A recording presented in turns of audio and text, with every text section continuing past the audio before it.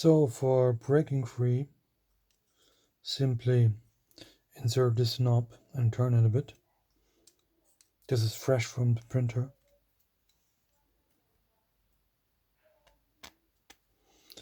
To the right, left.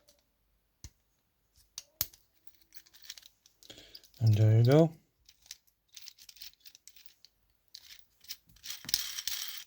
Turning really freely.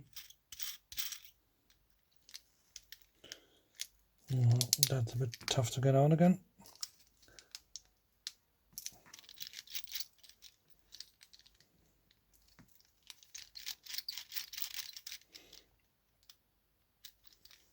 I simply... Oh, that's really tough. There we go. So for the next one, this is one already broken free. You can simply stack them.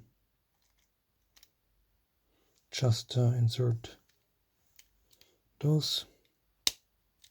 Cluck, cluck. Now put that back in for turning it. And there you go. You can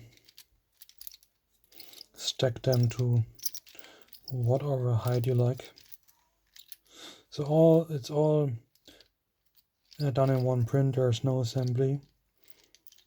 All the bearings in prints. So enjoy.